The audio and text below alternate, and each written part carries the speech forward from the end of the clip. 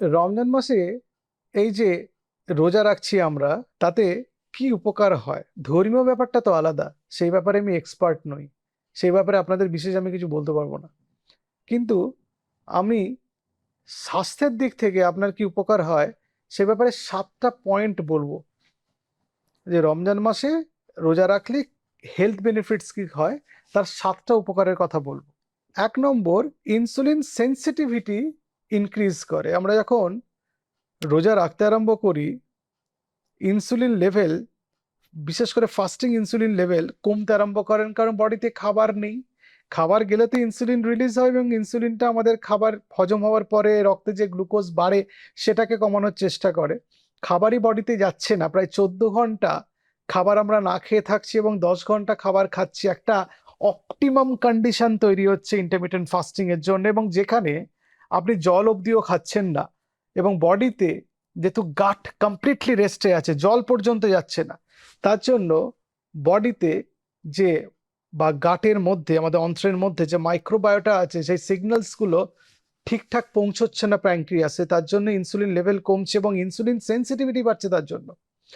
এবং যেসব ক্ষেত্রে ইনসুলিন রেজিস্ট্যান্ট হওয়ার জন্য যে রোগগুলো হয়, যেমন প্রি ডায়াবেটিস, ডায়াবেটিস, উচ্চ রক্তচাপ, কোলেস্টেরলের সমস্যা, fatty liver, polycystic ovarian disease এবং অবস্ট্রাকটিভ স্লিপ অ্যাপনিয়া, এবং আরো অনেক কিছু, সেগুলো কিন্তু আপনার অনেকটা কন্ট্রোলে চলে আসবে। এবং দেখা যায় যে রমজান মাসে রোজা রাখার জন্য অনেকের ফ্যাটি লিভারের গ্রেড কমেছে, এবং সেটা প্রমাণিত হয়েছে। জাস্ট কিছুদিন আগে, রমজান মাসের আগে, ইউএসজি করে দেখা গেছে যে গ্রেড 2 ফ্যাটি লিভার আছে।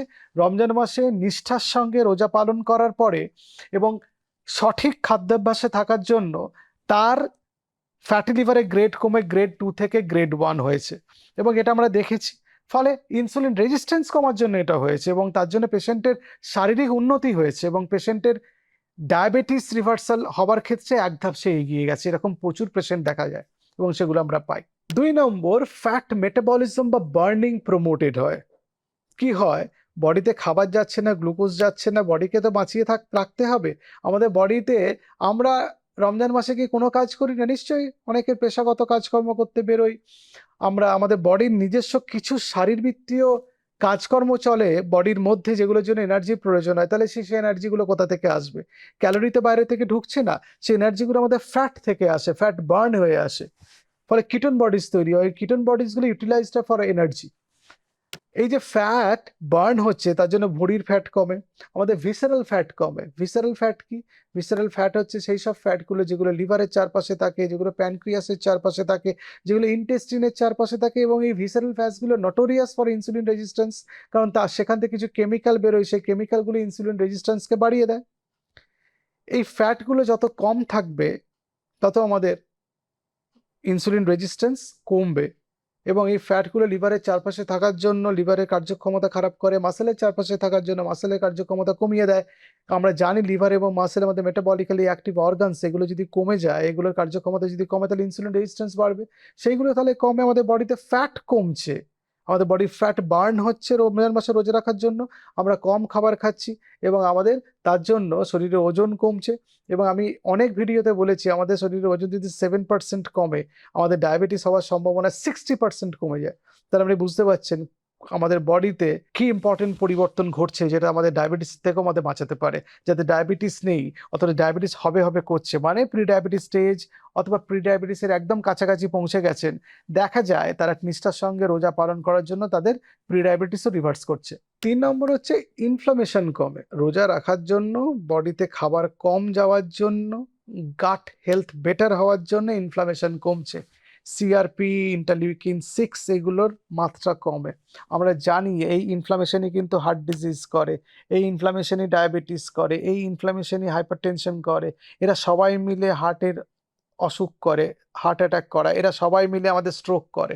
এই ইনফ্লামেশনের জন্য আমাদের নিউরো ডিজেনারেটিভ জিনিস, ডিসঅর্ডার্সগুলো তৈরি হয়। এই ইনফ্লামেশনের জন্য আমাদের ব্রেন ফগিং হয়, কোনো জিনিস আমাদের মনে রাখতে অসুবিধা, কনসেন্ট্রেশনের প্রবলেম, আমাদের কিছু এমন কিছু অসুখ হয় যে ব্রেন ফগিং এর জন্য, যেগুলো যেমন আমাদের মেন্টাল ক্ল্যারিটির একটা প্রবলেম হয়, আমাদের অঙ্ক করতে গিয়ে ভুল হয়, সেই জিনিসগুলো আমাদের অনেকটা রিভার্স হয়ে যায়।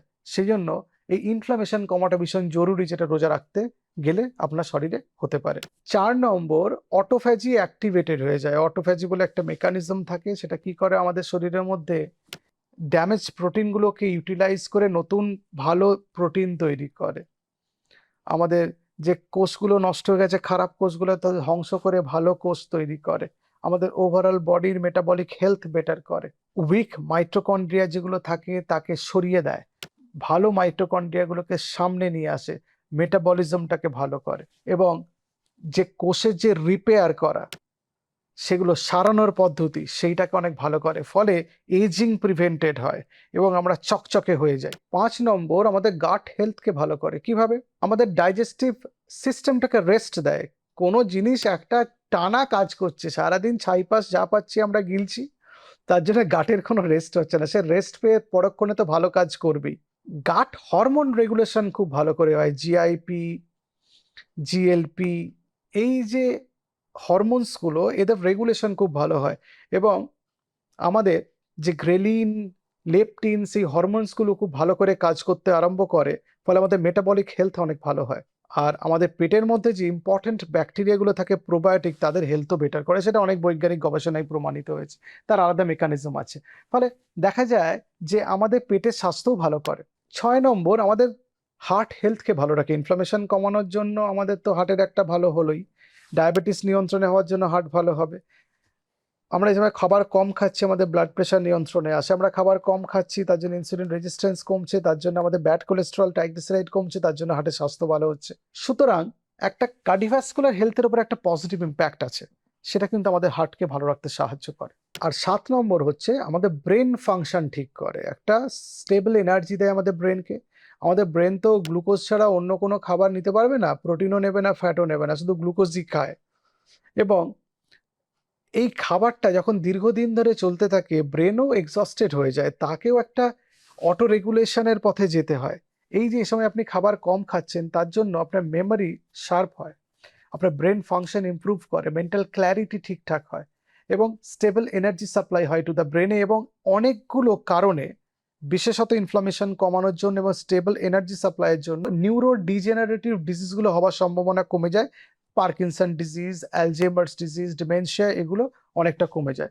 ফলে আপনার ব্রেন হেলথও ভালো হয়। তাহলে দেখুন, আপনি খুব সাদা মনে রোজা রাখা শুরু করলেন, তারপরে যখন এই ভিডিওটা দেখলেন, তাহলে আপনার মনটা কতটা ভালো হচ্ছে দেখুন। আপনি নিজের অজান্তেই এতগুলো উপকার আপনার শরীরের জন্য আপনি করে ফেলতে পারছেন। এবং তার সাথে এই যে একসঙ্গে মিলে বাড়িতে সেহরি করা, ইফতার করা, তার সঙ্গে একটা ফ্যামিলি বন্ডিংও তৈরি হয়।